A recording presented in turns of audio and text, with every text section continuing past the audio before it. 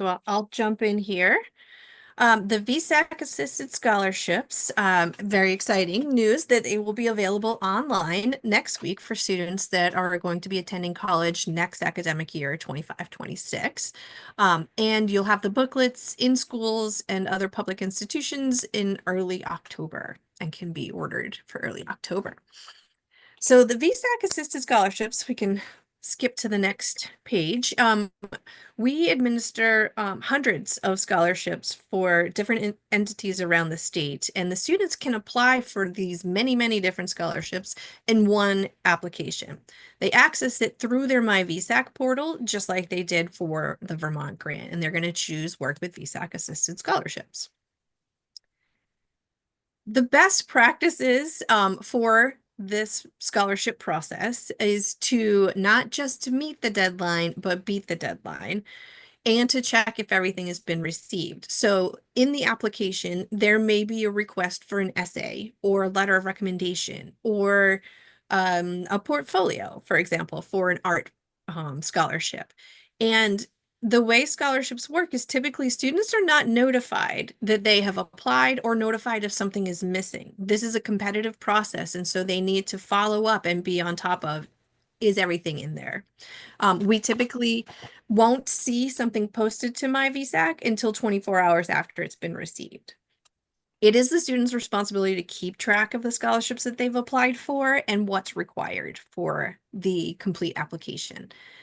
Definitely encourage your students, if you're working with them, to allow time for transcripts and recommendation letters to be done well and sent in, not at the last minute. We have had some students be very disappointed because their letter of recommendation was not received by the deadline, and they had done the rest of the work, but it was an incomplete application.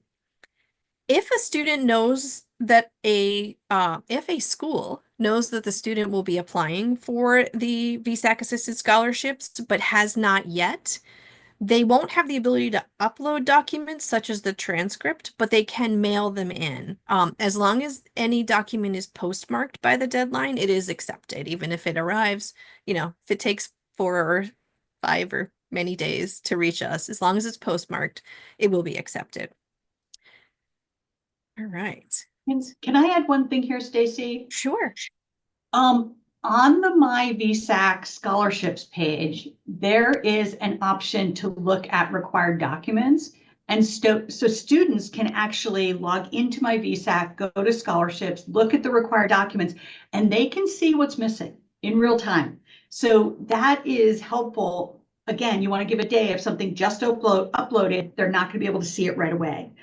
But that is a way that students can keep track of this. So while we're saying it's a student's responsibility to keep track, we're giving them the best information we have, and they can find it out. Great. So let's talk about best. Oh, go sorry. ahead.